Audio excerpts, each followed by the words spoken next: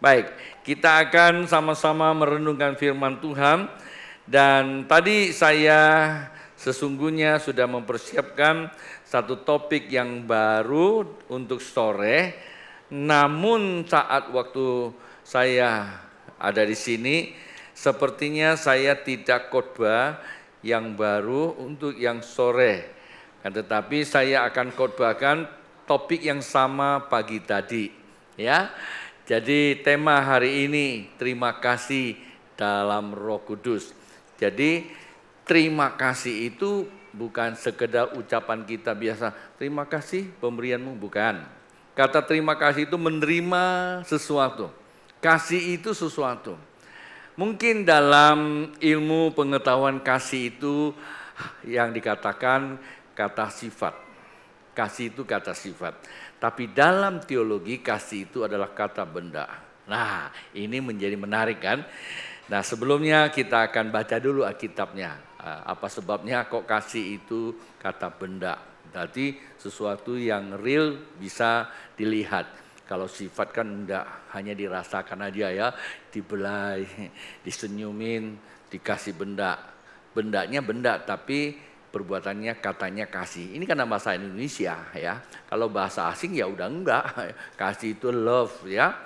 Nah, bahasa asingnya, bahasa asing bahasa Inggris itu love. Kalau bahasa aslinya itu agape ya, filio, tego atau satu lagi eros.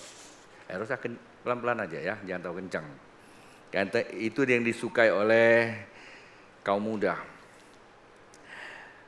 Ayatnya terambil dari Korintus 14, sebagaimana Korintus 14 merupakan suatu pengajaran tentang gereja di masa lalu di jemaat di Korintus.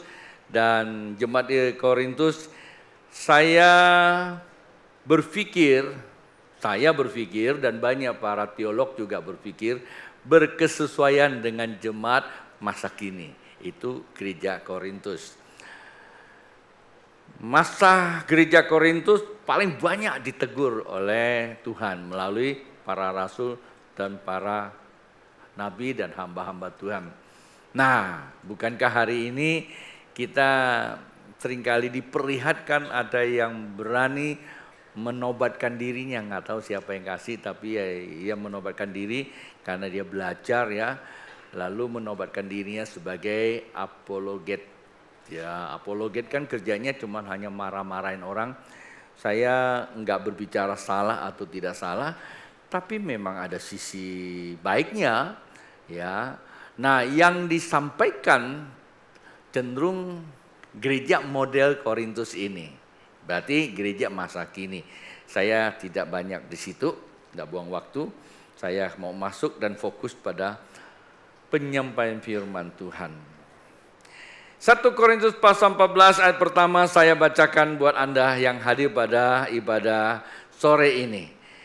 Kejarlah kasih itu dan usahakanlah dirimu memperoleh karunia-karunia roh, terutama karunia untuk bernubuat. Siapa yang berkata-kata dengan bahasa roh tidak berkata-kata kepada manusia, tetapi kepada Allah. Sebab tidak ada seorang pun yang mengerti bahasanya. Ya. Oleh roh yang mengucapkan hal-hal yang rahasia. Ayat yang ketiga. Tetapi siapa yang bernubuat, ia berkata-kata kepada manusia. Ia membangun, menasehati, dan menghibur. Siapa yang berkata-kata dengan bahasa roh, ia membangun dirinya sendiri. Tetapi siapa yang bernubuat, ia membangun jemaat. Aku suka supaya kamu semua berkata-kata dengan bahasa roh. Tetapi lebih daripada itu, supaya kamu bernubuat. Sebab orang yang bernubuat lebih berharga daripada orang yang berkata-kata dengan bahasa roh. Kecuali kalau orang itu juga menafsirkannya, sehingga jemaat dapat dibangun. Ya, saya membaca hal ini kepada Bapak Ibu dan ada bagian-bagian tentu yang menarik buat saya ajak Anda untuk menyimak seksama dan kita temukan maknanya. Dan saya punya keyakinan manakala kita menemukan maknanya bisa menolong kita hidup dalam perjanjian Tuhan. Ya. Nah, yang menarik itu adalah kata kejarlah kasih. Itulah sebabnya saya meletakkan itu sebagai kata dasar tema malam ini. Terima kasih. Kata kejar sebenarnya dalam bahasa asli itu disebut diokete. Ya, diokete. Artinya apa? Tegak dan lurus. Ya, tegak dan lurus. Artinya kalau kata tegak dan lurus itu teguh dalam sebuah prinsip. Lalu kata lain kata kejar. Kata kejar dalam bahasa Indonesia, kalau kita lihat bahasa Indonesia dalam kamusnya itu disebut pemburu, yang memburu. Kan dulu ada ya pemburu Tuhan ya, atau memburu Tuhan. Mengejar itu memburu. Ya, saya dulu seringkali ikut kakek saya memburu babi hutan. Ya, itu masih kecil di kampung. Dia bawa senapan anjing. Ya, begitu dia ada babi hutan keluar, dia kejar. Padahal dia sendiri ditolong sama anjing segerombolan. Kalau anjing boleh bilang gerombolan, kalau manusia janganlah ya. Ya, dikejar. Tapi rupanya si babi hutannya lebih banyak, malah dia bukan lari, dia serang balik. Lalu kita cari pertolongan. Pertolongan yang paling tepat di hutan itu apa? Pohon kehidupan. Panjat pohon sayang. Ya, saya masih ingat kegelantungan di pohon. Lalu babinya nabrak pohon begitu goyang-goyang. Saya pikir kalau seandainya jatuh bukan kita makan babi hutan yang makan kita barangkali ya. Tapi enggak lah, babi hutan enggak bisa makan orang. Ya, saya belum pernah dengar sih babi hutan makan orang. Loh kok kita cerita babi ya malam-malam ya? Nanti habis ibadah pergi bipang dong ya. Temanya bipang lebih cocok kali ya. Nah, kembali lagi kepada Alkitab. Mengapa Anda dan saya diminta oleh Tuhan untuk mengejar kasih? Pertanyaannya mengapa? Ada dua hal malam ini, agak sedikit versinya beda dengan penyampaian pagi tadi. Ada dua hal. Yang pertama, kejarlah kasih, usahakanlah karunia. Dalam pembacaan teks karunianya ada bahasa roh, bernubuat dan sebagainya. Jikalau Anda baca di rumah, itu terlalu banyak karunianya. Tentu saya tidak sebutkan salah satu karunia di dalam pembacaan ini yang menjadi topik pembahasan. Loh, apa gunanya? Kalau kita bahas bahasa roh nanti terlalu panjang, terlalu banyak penafsiran, timbullah aneh-aneh. Tidak usahlah, Anda mau bahasa roh, bahasa aja. Yang penting jangan bahasa roh sama orang lain. Kita bahasa roh sama Tuhan. Nah, bahasa roh, bernubuat dan bekerja, melayani dan sebagainya. Ya, duduk juga termasuk karunia lah. Kalau nggak ada karunia, Anda nggak mungkin bisa duduk kan ya? Ya Pak ya? Duduk juga karunia. Karunia duduk, karunia dengerin. Coba kalau nggak ada karunia mendengar, Anda duduk sana, ngomong apa ya? Ya, minimal karunia mendengar dan kedua apa? Karunia ngerti. Coba Anda kalau ke Jepang ada yang khotbah bahasa Jepang. Nggak usahlah khotbah bahasa Jepang. Sekali waktu saya diundang di persekutuan orang utara. Tahu ya orang utara ya, kita tidak usah ngomong, ibadahnya kan bahasa utara. Lah saya di situ duduk, nggak tahu mereka ngomong apa. Ya, giliran saya khotbah, dia terjemahin, saya juga pusing juga. Ya, karena bahasa utara. Ya tahulah bahasa utara ya. Ya sudah sampai di situ aja. Jadi saya bisa dengar tapi nggak ngerti. Waduh tersiksa banget gitu. Nah untuk mengerti itu namanya apa? Karunia. Tapi karunia tidak akan datang serta-merta loh. Karunia itu perlu apa? Belajar. Ini gedung Anda lihat indah nggak? Indah. Ya. Perlu digambar nggak? Perlu. Perlu dirancang nggak? Perlu. Siapa yang buat ini? Ya. Saya curahkan pikiran saya untuk membuat gedung ini. Saya tuangkan ke dalam sketsa. Saya gambar. Saya bukan arsitek. Ya. Saya ME. Tetapi saya mengerti bagaimana menggambarkan sebuah gedung karena sering berhubungan dengan para arsitek. Setelah saya buat semuanya, saya minta teman saya, arsitek, tolong gambarkan dan hitung. Ya, artinya kenapa kok bisa? Kok bisa saya bikin gambar ini? Kok bisa saya membuat pemikiran yang saya isi hati saya dan pemikiran saya dituangkan ke dalam satu benda ini? Kok bisa? Ya, itu karena apa? Karunia. Tapi karunia nggak serta-merta, perlu belajar. Bilang sama samping kiri, belajar coy. Nggak pakai puasa, nggak pakai ribet, belajar. Ini orang datang minta tumpang tangan langsung bisa jadi insinyur. Kalau begitu mang nanti kita buka sekolah tumpang tangan, ya kan? Jadi, nah, usahakan karunia. Usaha itu artinya apa? Kerja. Kata kerja itu berarti ada sebuah tindakan. Anda kalau mau jadi orang pintar mesti harus ada sebuah tindakan. Tapi bukan itu isunya. Isunya yang paling tepat itu adalah hubungan bertalian dengan kata kasih. Nah, kita katakan kejarlah kasih, usahakan karunia. Artinya kasih itu menjadi apa? Kata kuncinya. Saya tidak mengatakan katalisator, kata kuncinya. Dia menjadi kekuatan, dia menjadi sumber, dia menjadi pendorong mendapatkan apa? Karunia. Nah, sebentar saya belum berlanjut, saya akan cerita tentang karunia. Nah, tadi saya cerita karunia bahasa roh. Saya cerita tentang gambar gedung ini. Nggak menarik buat Anda, karena nggak ada hubungan.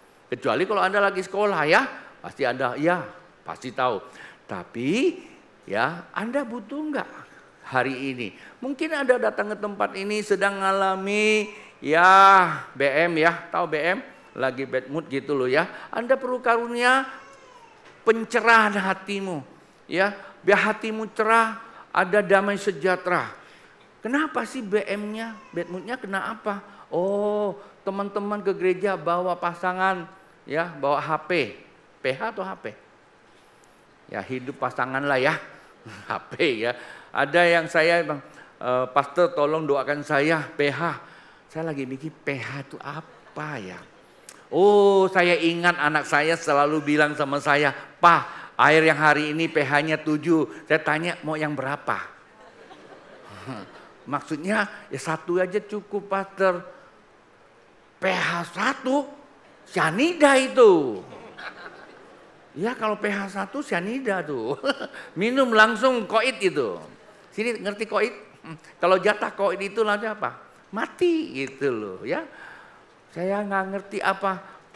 Pastor pasangan hidup. Oh yang begituan. Ngomong yang jelas kayak pakai rahasia-rahasia. Nah. Kalau Anda yang datang di tempat sini belum temukan pasangan hidup, Anda perlu kasih karunia. Pasangan hidup juga perlu kasih karunia loh. Perlu karunia, nggak serta-merta dapatkan ya. Karunia. Nah, untuk itu siapa yang berikan karunia? Temukan kasih, maka karunia itu datang kepadamu. Bukan cari jodohnya, bukan cari PH-nya, tapi cari apa? Cari apa? Cari kasih. Ya, Anda tahu ya, cari kasih. Karena kasihlah Anda punya karunia. Itu kalau pasangan hidup. Loh, kalau Anda lagi mengalami gangguan fisik seperti itu tuh. Ya, Suryani, Ibu Suryani ya, kecil-kecil itu ibu loh ya, udah punya anak itu. Sorry ya, saya bilang kecil-kecil, ya memang udah kecil. Ya. Dan dia sakit itu di mana? Dia di Kucing, tahu nggak? Ya. Tetapi dia bisa ngalami Tuhan. Dia tidak minta kesembuhan. Ya, dia bilang Tuhan tolong. Nah itu dia. Kesembuhan itu karunia.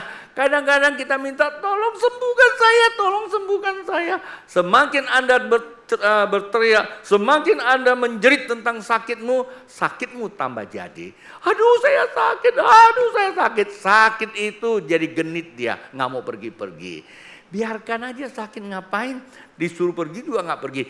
Cari siapa? Cari kasih. Kalau ada kasih, karunia kesembuhan datang padamu. Heran tadi PH nggak ada yang tepuk tangan. Sakit banyak, ya banyak sakit ya. Lata kali. Nah demikian juga kalau Anda datang di tempat ini, usaha pekerjaanmu sedang mengalami mangkrak, lagi paceklik, lagi susah ya. Waduh kok buka toko, orang buka toko tambah maju, saya buka satu tutup satu, bahkan saya belum buka sudah tutup duluan. Kalau lagi ngalami kesusahan, Anda perlu karunia sukses. Coba lihat kiri kanan, Anda perlu sukses. Bilang, Anda perlu sukses. Siapa yang mau sukses? Siapa yang bisa berikan Anda sukses? Siapa? Kasih. Nah, udah ngerti ya? Nggak mau saya jelaskan terlalu panjang lagi tentang karunia. Apa saja? Semua ya. Pastor, gimana kalau aku pengen langsing?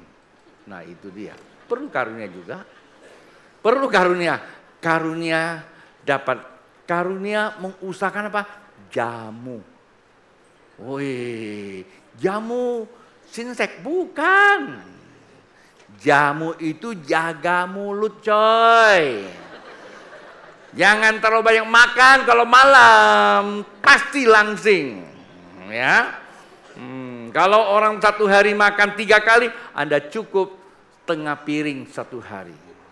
Kalau perlu setengah piring bagi 3, tetap 3 kali makan juga. Pasti langsing. Seperti pastor mulai langsung. Kalau aku langsung karena ada order, jadi ada ordonya, ya ada orderan khusus dari sang kekasih mantan pacar. Dia nggak suka saya kurus, maka mulutnya nggak dijaga, dibuka, malam-malam masih dikasih makanan yang enak, sedikit agak ke depan, tapi nggak apa-apa. Ada yang senang kok, tapi ada juga yang nggak senang.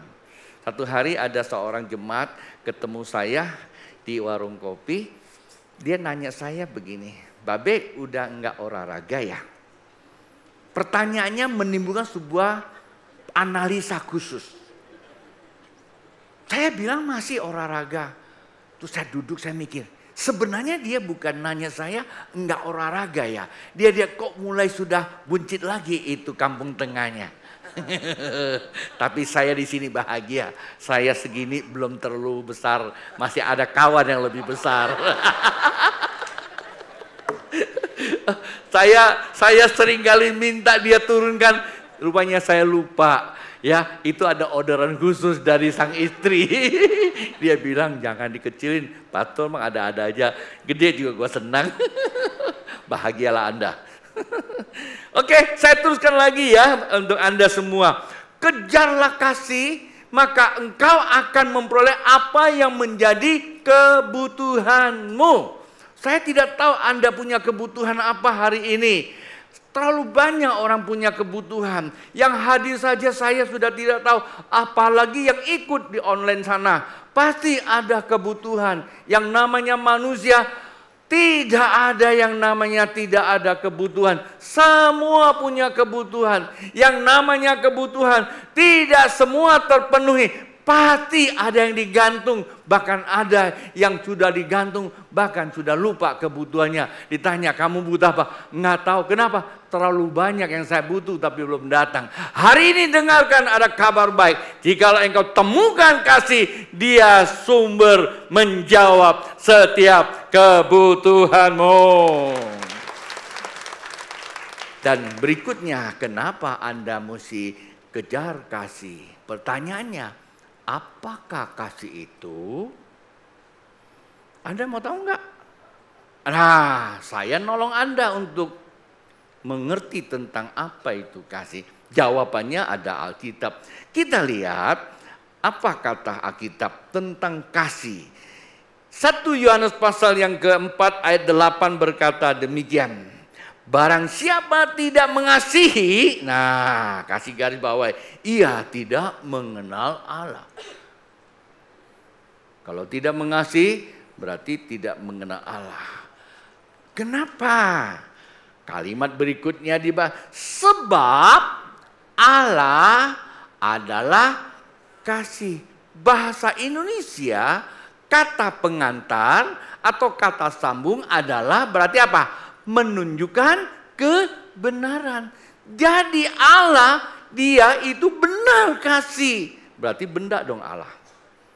Kendati pun Anda dan saya tidak bisa lihat. Allah itu benda. Dan dia beroperasi bagi seluruh kehidupanmu.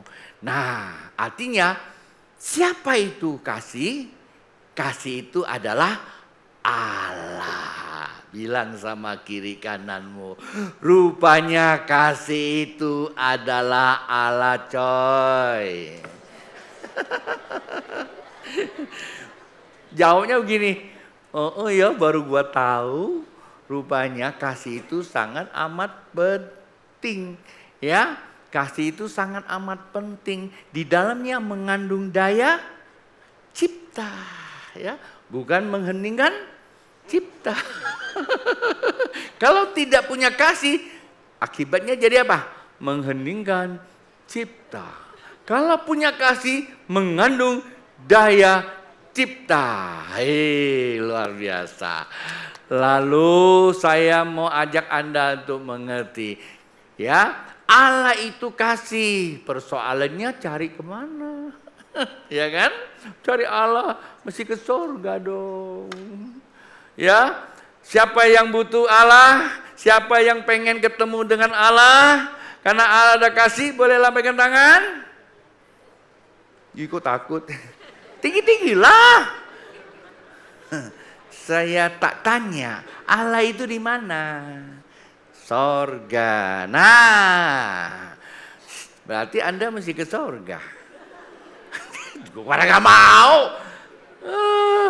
Cari, ya. Kalau saya tanya siapa yang mau makan capcay, semua nggak. Capcay di mana? Pergi ke restoran, betul nggak?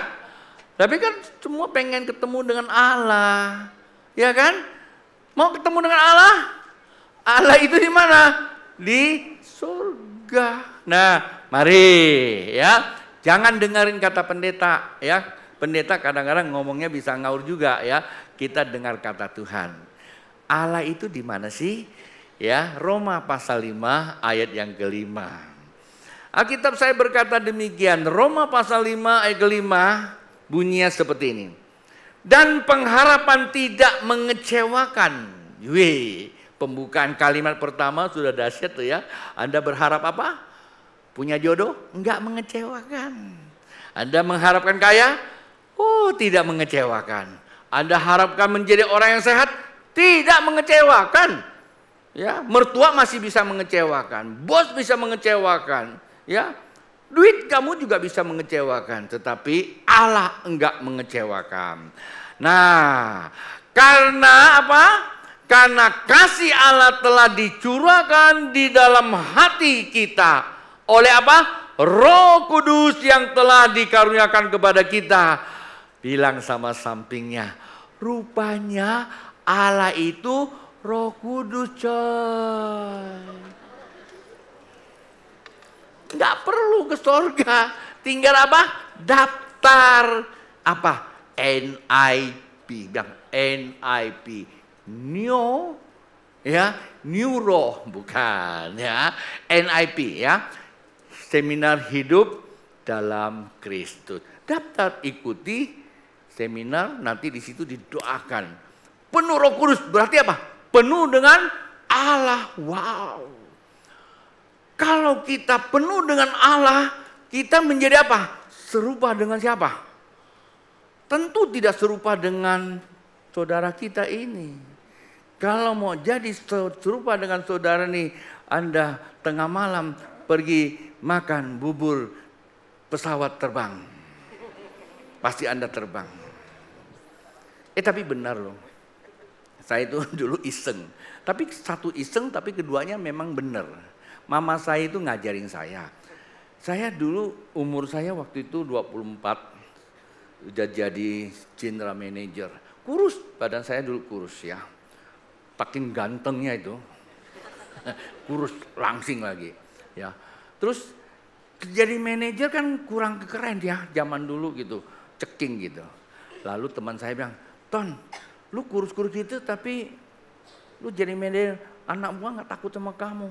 Piara kumis. Wah, saya piara kumis. Kumis saya itu gara-gara itu. Terus saya mau bikin gemuk. Ya kan?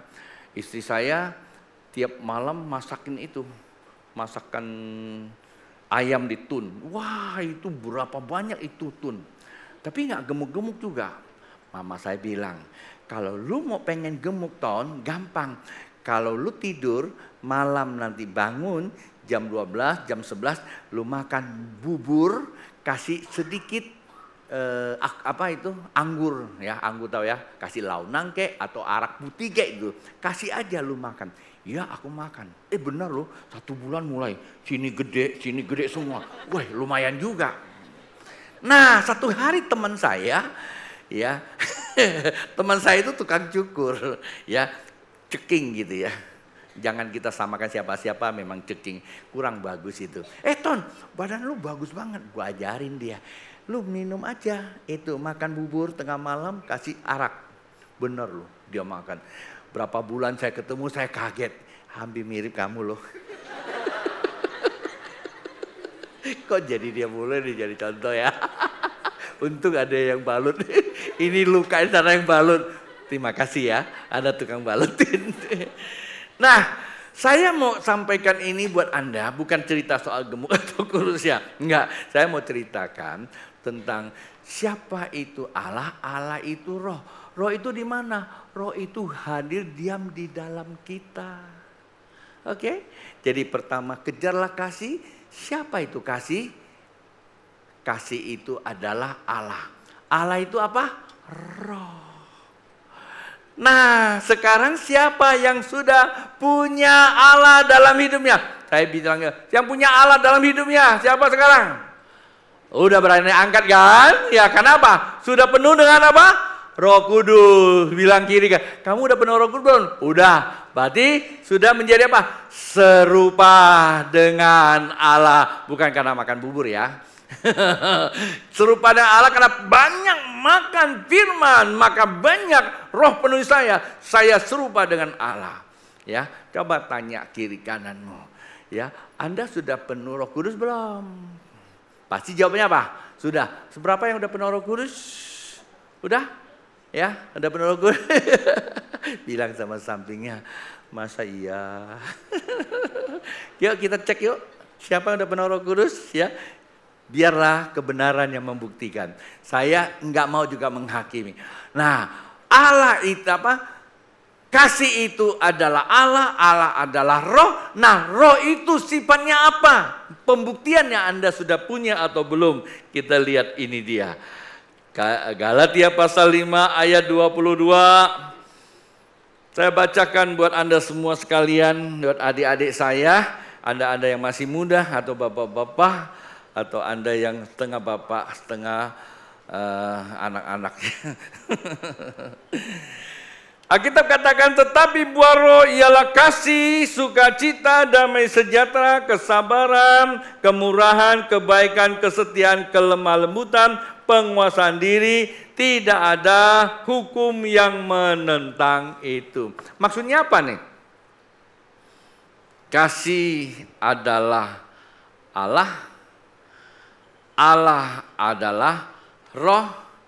Roh itu berbuah. Roh itu berbuah loh. Kalau kita mengaku sudah penuh dengan Roh Kudus, boleh nggak mengaku? Boleh-boleh aja. Coba kita lihat ada nggak buahnya. Pertama apa? Kasih, sukacita, damai sejahtera. Udah berdamai sama mertuanya belum? Kenapa sih suka ngomong begitu ya pendeta ya? Mertua mulu yang disungguh. Memang mertua itu punya indikasi terjadi konflik sama menantu ya? Ya enggak lah, enggak ada yang mau ngaku. Ya, udah berdamai belum sama tetangganya? Udah berdamai belum sama temannya? Jangan-jangan sama dirinya aja belum berdamai. Tiap hari marah-marah terhadap dirinya. Begitu ngaca, ya ampun itu hidung buatan apa itu? Kok pesek banget? Anda sedang menjatuhkan ya namanya apa? Menjatuhkan kodrat ilahi. Emangnya lu tahu hidung ini siapa yang kasih? Kalau Allah kasih hidung di sini itu ada maksud Tuhan. Kalau Tuhan tidak mau, tidak punya maksud, dia taruh kamu punya hidung di jidat sini lo, bingung lo. Ya, bingung nggak? Tiba-tiba hidung lari ke sini. Anda kan bingung kan? Nah, kalau taruh sini bukan soal mancung atau pesek. Dan Anda tidak suka dengan yang kembang kempes begitu, lalu dimancungin. Saya nggak nyinggung sih ya. Ada berdamai ya. Ya penorokus berdamai. Terus lihat, aduh badan ini kayak gangsing ya. Udah pendek, ngembang lagi. Ini gangsing Madura, tahu gangsing Madura? Pendek bulat gitu, kayak botol. Ya, maki-maki gitu. Nggak usah, Anda kalau mau kurus jogging aja. Puasa makan, pasti Anda akan langsing. Kalau pendek itu sudah faktor kelahiran. Ya, langsing dan gemuk itu adalah pilihan. Oh iya dong, ya jangan ini karena kelahiran. Nggak bisa lah coy. Ya, Anda mau gemuk, kok temanya malam ini gemuk mulu ya. Ini gara-gara Anda sih di situ. Sorry ya. Ya, jadi betul ya, langsing dan gemuk itu faktor pilihan. Tapi kalau pendek itu faktor kelahiran. Udah terima dan ucap syukur. Biar pendek-pendek itu bagus. Menurut seorang sahabat saya, orang pendek itu pinter. Bener, dibandingkan orang yang tinggi-tinggi kayak gini nih, pinter dia. Coba berdiri, dia punya otak sama jantungnya kan deket. Itu kalau kita pikir berapa lama dia cepet itu. Pintar nggak suami kamu? Tuh diakui coba. Kata teman saya, kebenaran saya tidak tahu ya. Tapi jangan bilang, itu pendeta bilang pendek ya. Jadi saya pintar. Tapi nyatanya kok suami saya bodoh banget. Oh itu lain lagi. Itu pilihannya. Dia nggak mau belajar maksudnya ya. Nah jadi ya, kalau kita ini mengaku sudah penuh roh, hendaklah perlihatkan ya kasih, sukacita, damai sejahtera.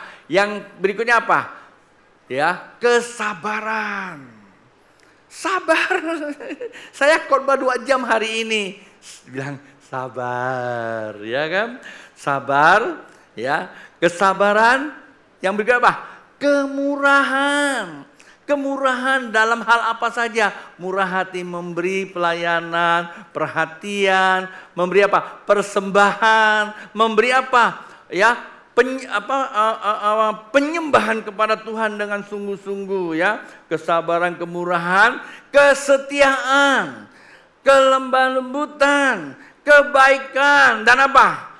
Penguasaan diri. Coy, penguasaan diri. Es krim dimakan, durian dimakan, cumi dimakan, musim, ya, bipang dimakan. Dia lagi kena ya. Penguasaan diri, banyak hal lo perlu penguasaan diri lo ya. Banyak hal, ini bukan soal makanan aja. Jadi penguasaan diri itu penting. Nah, itulah memperlihatkan kepada Anda dan saya. Nah, malam ini kita clear bahwa kasih itu Tuhan, Tuhan itu roh, roh itu berbuah. Kalau saja Anda hari ini sulit temukan buah, buah itu ada 9. Saya istilahkan apa? Ya, KSD 5KP. KSD 5KP. KSD itu kasih, sukacita, damai sejahtera. KSD. 5KP apa? kesabaran, kemurahan, kebaikan, kesetiaan, kelemah lembutan, dan penguasaan diri. Nah, itu 5KP. Kalau ini nggak ada, berarti low bed. Sedang mengalami defisit. Ya, kalau mengalami defisit hidup ini sulit mencapai perjanjian Tuhan. Ya, Anda usia bertambah itu faktor kelahiran. Tapi belum dapat pasangan itu faktor pilihan.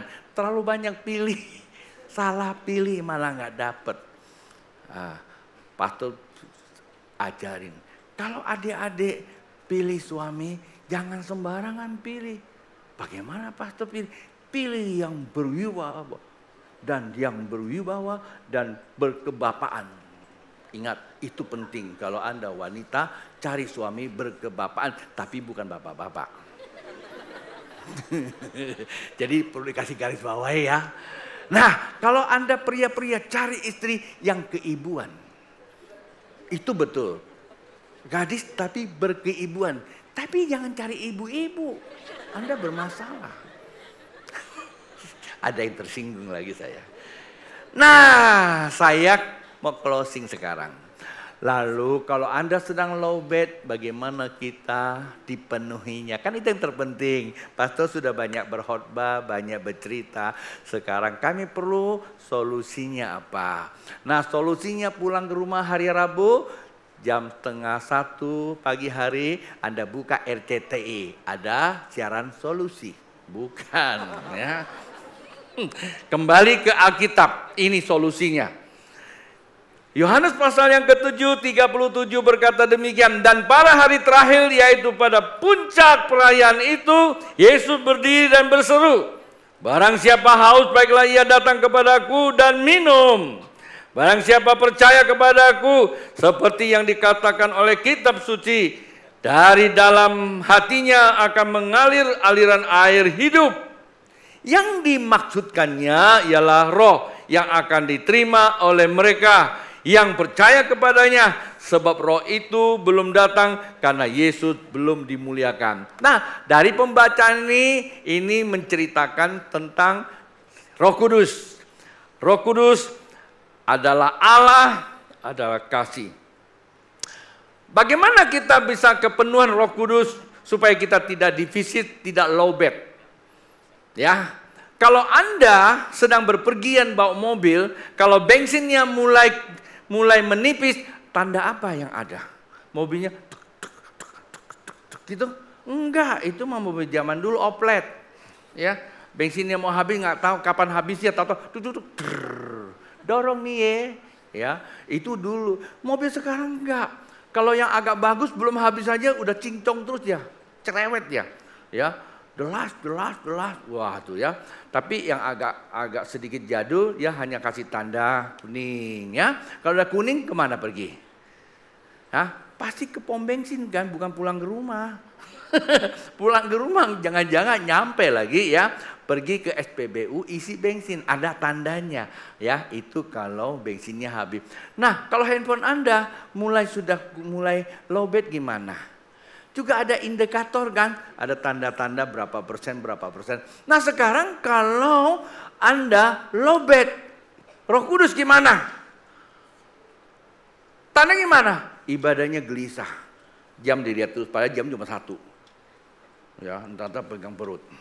Perutnya juga udah gede dipegang terus lagi ya. Artinya apa?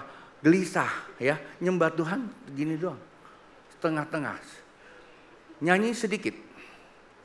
Ya kan, dengar khotbah pengennya sedikit aja. Terus lagi nyembah Tuhan, lagi dengar khotbah, ngantuk sedikit. Giliran kasih persembahan, nah ada yang ngomong sedikit juga katanya. Itu namanya apa? Low bed coy. Nah kalau Anda sudah tidak punya gairah untuk beribadah, terlalu banyak alasan, tidak ada lagi hasrat untuk mengampuni, tidak ada lagi hasrat untuk melayani, ya. Oh, kemarahan, kebencian, iri hati dan sebagainya, mengambil hak orang, merasa tak bersalah, melakukan ketidakbenaran tapi merasa tidak bersalah, alias low bed. pertama. Yang kedua apa? Kau tidak mungkin bisa mencapai finish. Ya, not finish well, but finish problem. Ya, Anda akan mengalami masalah dalam hidupmu. Anda tidak bisa mencapai garis akhir. Anda tidak bisa mencapai kemaksimalan. Anda tidak bisa mencapai perjanjian Tuhan. Hanya sampai di padang gurun, selesai di situ. Nah, itu kalau lowbat. Nah, bagaimana caranya? Pembacaan tadi memberikan arahan 3 hal. Pertama, dibilang apa? Barang siapa yang haus, baiklah datang kepadaku. Nah, kalau Anda haus, Anda apain? Hah? Ya minum, itu benar. Tapi kalau haus teriak-teriak, "Hei, aku haus, aku haus." Saya tanya hasil saya, ini dibawa dari mana? Betul nggak? Jangan-jangan sebelah sungai Yordan. Sungai apa itu? Anda yang ngomong sendiri, Sungai Bangkong gitu ya. Ya kan? Haus ya enggak usah teriak-teriak, minum. Nah, itu dia. Kalau Anda tahu ada sesuatu dalam hidupmu, Anda mesti apa? Ingat dah. Ingat apa? Ingat Allah Maha Hadir. Seperti tadi Bu Suryani, saat dia mengalami sesuatu yang luar biasa, dia ingat siapa? Dia bukan ingat dokter, dokter sudah ada. Dia bukan tidak ingat suaminya, suaminya sudah ada. Dia ingat Allah, Tuhan. Kenapa dia ingat? Karena dia tahu Allah sumber dalam hidupnya. Allah kekuatan hidupnya. Allah adalah hidupnya. Maka saya senang memberikan encourage buat semua jemaat Tuhan. Kalau Anda berdoa ngomongnya begini, Tuhan, Engkau hidupku. Aku datang nyembah kepada hidupku. Maka hidupku adalah Kristus. Kehidupanku perbuatan Roh Kudus. Mesti seperti itu. Ya, Anda lihat deh, perubahan Anda menyembah Tuhan, perubahan Anda ibadah berbeda, langsung ada perubahan. Oke, paham ya? Pertama, ingat. Yang kedua apa? Percaya. Dia bukan Allah Maha Hadir, tapi dia Allah sudah hadir. Menurut Erna tadi katanya kurang lebih jam 6.30 Pak Jokowi sama Pak Prabowo, Pak Ganjar mau datang ke sini. Wah, mana dia? Mana dia? Pak Anies ikut nggak? Ikut juga. Lain kali katanya. Anda begitu dengar Pak Jokowi mau datang, semua semangat nggak? Semangat. Terus tadi saya bilang, Allah bukan sekedar Maha Hadir, tapi percaya Dia sudah hadir. Masa Tuhan sama Allah lebih hebat? Apa? Allah sama Pak Jokowi lebih hebat Pak Jokowi. Itu namanya hidup dalam alam nyata, daging tuh. Ya. Bukan tidak boleh menghormati yang kelihatan. Bukan tidak boleh merasakan yang kelihatan. Tetapi lebih daripada itu, kita harus merasakan yang tidak kelihatan itu adalah Allah yang sudah hadir. Itu yang ketiga. Menurut ayat tadi pembaca kita. Lalu itu yang kedua. Yang ketiga apa? Sujud dan nyembah. Sujud menyembah. Tahukah Anda apa itu sujud menyembah? Sujud menyembah itu seperti Maria. Ketika Maria didatangin sama malaikat. Maria, Mar, nanti kamu, Mar tuh masih muda loh. Umurnya kurang lebih 15 atau 16 tahun lah ya. Kan masih pacaran dia sih, tunangan dia, belum nikah dia. Mar, aku bawa pesan dari Bapa di surga. Kamu akan melahirkan seorang manusia. Nanti kamu namakan dia Yesus. Dia juru selamat dunia. Lalu si Mar bilang, hah? Malaikat? Siapa aku ini? Suami belum punya. Kok bisa saya lahir? Ya kan itu logika kan? Nah, aku belum bersuami. Nggak bisa melahirkan. Lalu malaikat bilang, Mar, aku ini Tuhan. Ya, Tuhan melalui malaikat Tuhan melalui malaikat. Aku ini malaikatnya Tuhan dan nanti Roh Kudus akan hinggap dalam kamu dan kamu akan mengandung. Terus apa itu? Maria bilang, ini penyembahan. Maria bilang, bagi Allah tiada mustahil. Itu penyembahan. Kalau Anda menyembah Allah tiada mustahil. Anda sedang menyembah kepada pribadi yang mustahil. Dalam dunia ini ada dua hal yang Anda mesti perhatikan, ada dua hal. Yang pertama itu adalah mustahil. Kalau mustahil tidak ada cerita lain, mesti ketemu Tuhan. Kalau yang rumit ya udah belajar aja, pakai ilmu selesai. Ya, tetapi seringkali orang tidak mengerti. Selain daripada kerumitan ada kemustahilan, yaitu Allah. Nah, Maria kata, bagimu tiada mustahil. Lalu dia bilang apa? Biarlah kehendakmu yang jadi. Sebab aku adalah hamba. Nah, seorang penyembah, baik yang di mimbar atau jemaat, harus memposisikan dirinya sebagai seorang hamba. Kehendakmu yang jadi Tuhan. Kalau hari ini Anda belum terima apa yang kau inginkan, jangan mikirkan apa yang kau inginkan. Pikirkan apa yang Tuhan inginkan. Kehendakmu yang jadi Tuhan. Sembah Dia. Ketika engkau mencapai titik temu dengan Allah, maka Dialah yang akan mengubah hidupmu seturut dengan kehendak Dia. Maka jadinya lebih baik daripada apa yang kau tahu. Yang datang dari Tuhan bisa mengubah kehidupan orang banyak. Apa yang kau inginkan palingan hanya memenuhi keinginanmu. Itulah sebabnya 4 hal ini sebagai penyembahan itu. Ya, katakan kepada Tuhan bahwa Engkaulah Tuhan. Jadilah kehendak-Mu. Karena aku hamba. Bagaimana kita bisa dipenuhi dengan namanya? Kalau kita ngambil lobet, yang pertama apa? Ingat. Pemusik boleh maju juga. Pertama apa? Ingat. Yang kedua apa? Ingat apa? Ingat Tuhan Maha Hadir. Anda ketemu apapun, ingat Tuhan Maha Hadir. Artinya ada Tuhan. Yang kedua apa?